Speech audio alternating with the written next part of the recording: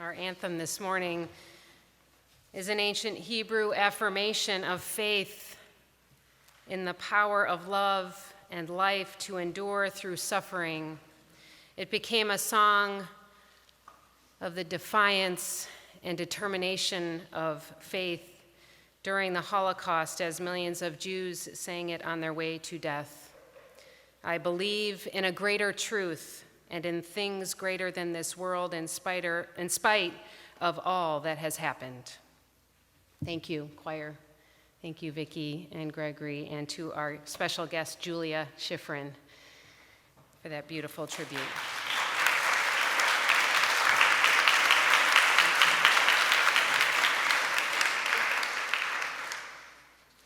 Memorial Day is a day that we remember and honor those who have lost their lives in war, which is complicated for Unitarian Universalists who value peace. This congregation has taken strides in the last 12 years to reckon with our disdain for war while supporting those who serve in the military. Through the Great Lakes Military Ministry, which began at UCE under the leadership of our then intern, now Reverend David Pyle, and the late and beloved member Chris Isley.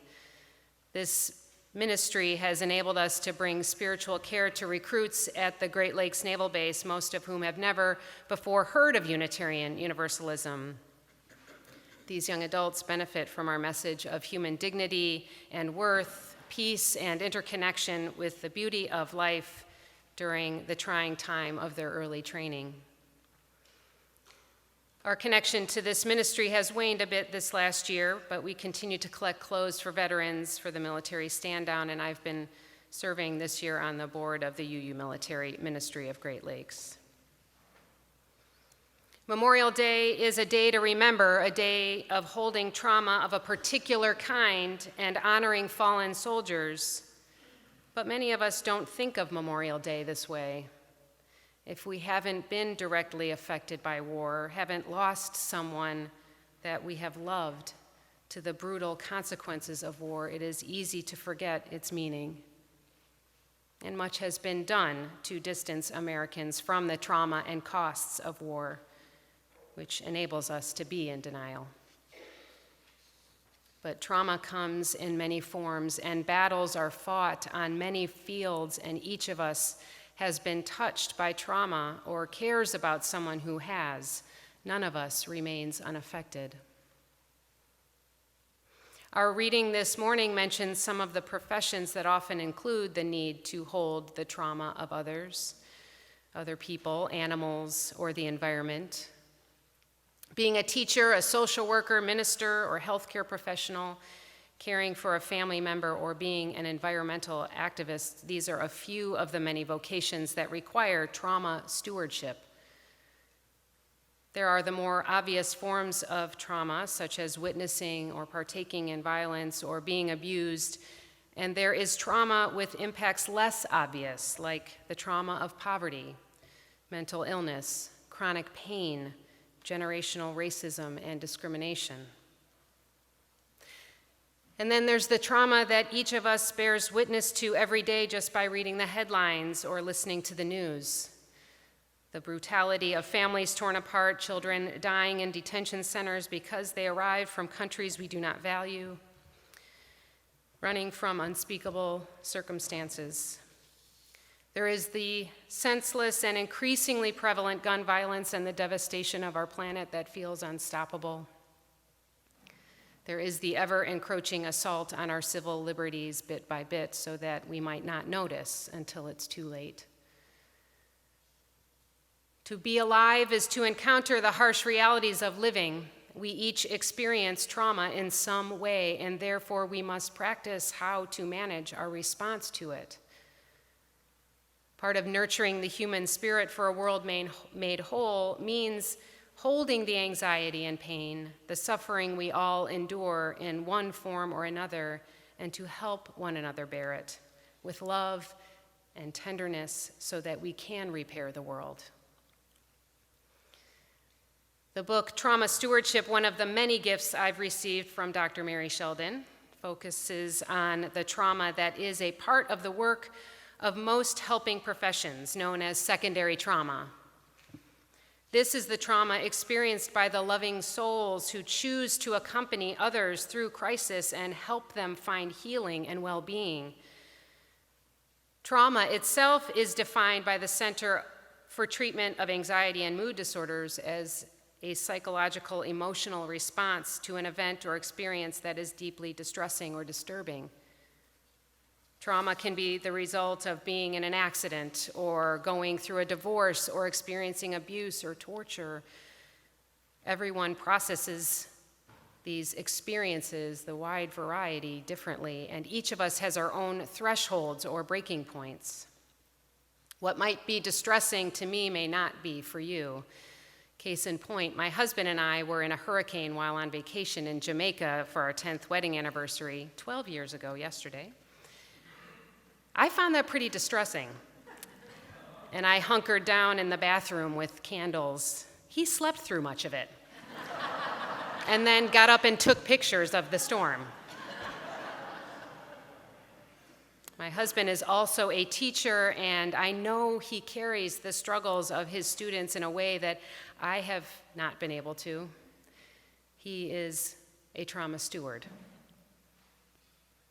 As people who care about other people and the earth, we could say that each of us in this room is experiencing some level of secondary, if not primary, trauma.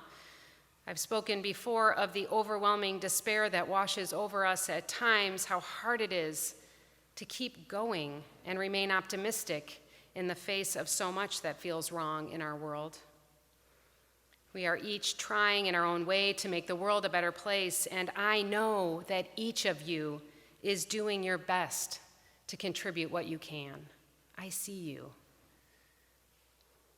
Speaking as someone who often feels that it isn't enough, that I'm not enough, I want to tell those of you who know what I mean that you are enough.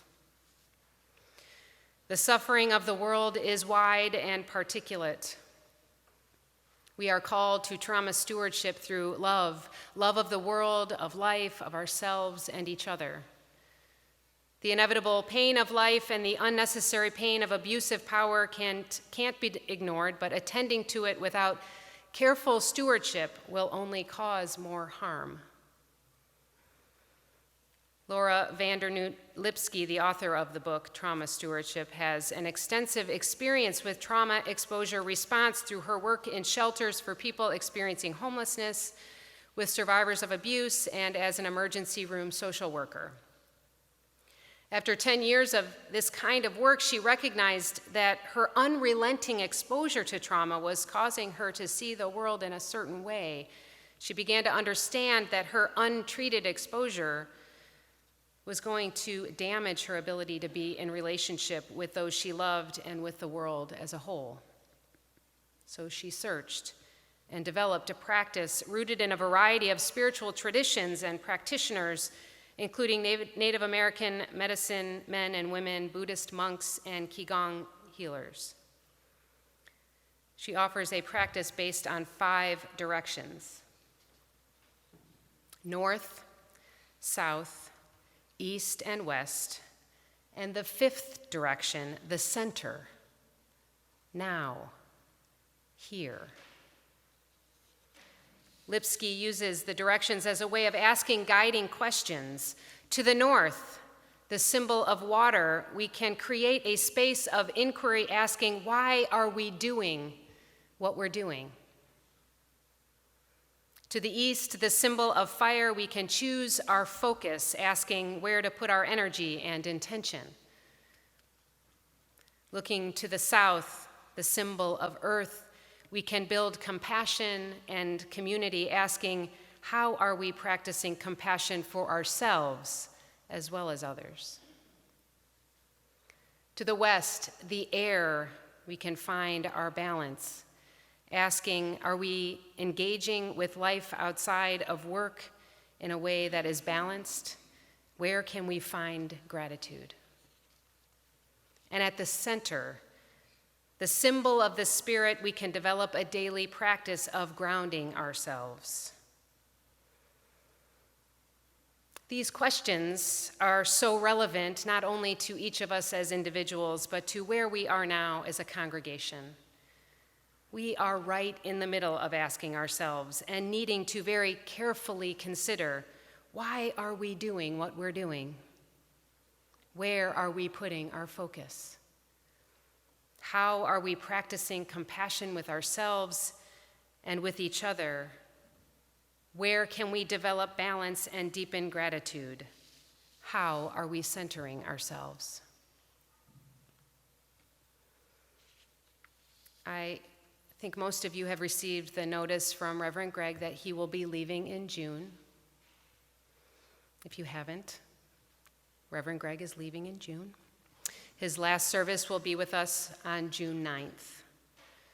This is an act of self-care, and I am grateful to Greg that he was able to make the difficult choice to center his need for balance and health.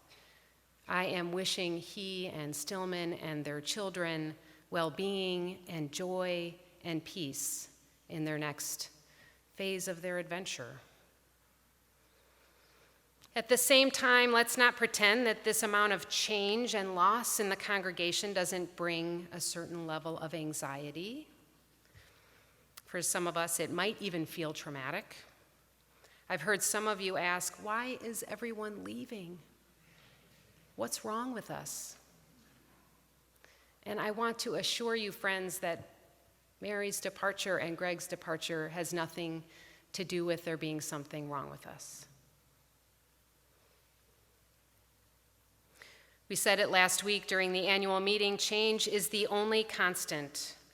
I know that we will continue to learn and grow through the challenges ahead, and how we do that will take some thoughtful stewardship on everyone's part.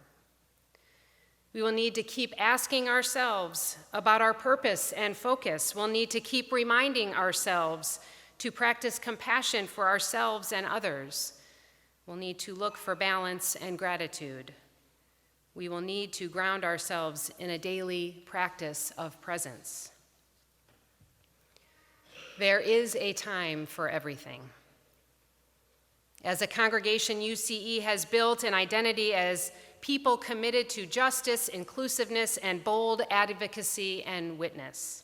We are a congregation filled with people who are on the front lines of responding to a broken and hurting world. I share with many of you an orientation towards accomplishing tasks, following through, taking action. We are not a navel-gazing people.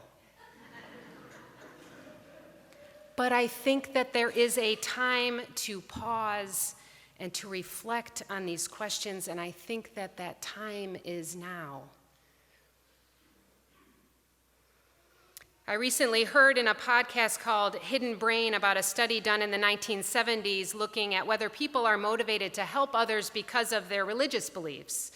The study looked at Princeton Theological School students studying to become priests to see what motivated them to care for others.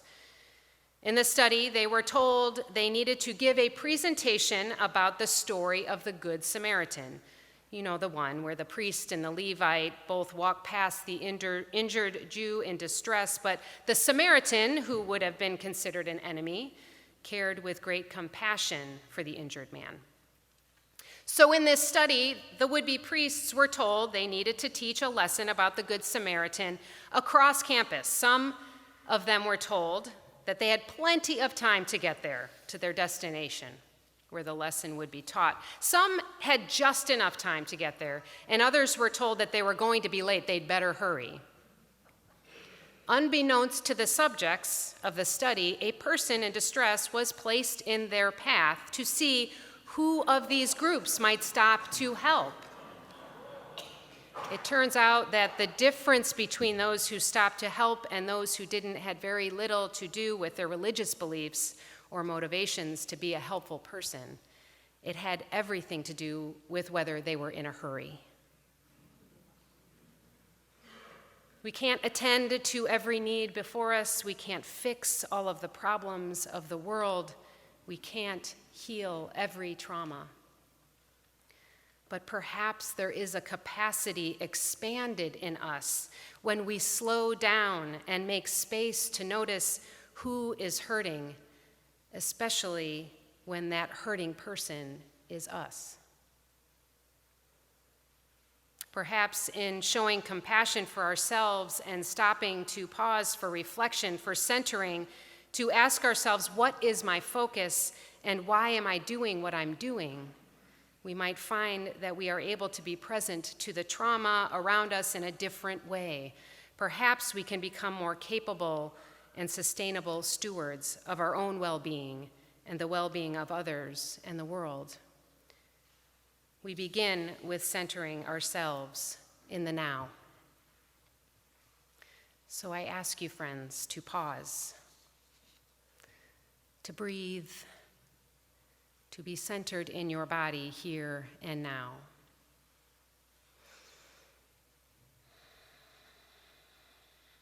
And in a moment, I will invite you to come forward, if you would like, to participate in a centering and healing ritual. You can come forward to light a candle for those who have been lost in war and in the internal battles faced upon return. You may light a candle for those wounded in mind, body, and spirit, waging any kind of war. For those who have loved and fought and died for anything precious, and for those who have died in ways in which no sense can be found. Or you may light a candle of focused intention. You may also want to pick up a small stone of compassion and drop it into the healing waters of renewal. As you do so, you may dip your fingers into the water and bless yourself, or with consent, a loved one near you. You may run your hand gently across the chimes to symbolize the balancing winds of gratitude and the transformative power of love and harmony. And if you prefer to stay where you are, centered in yourself, in the midst of the movement and music, please feel free to do that. As Gregory plays, I invite you now to participate in this ritual of healing and renewal in whatever way is right for you.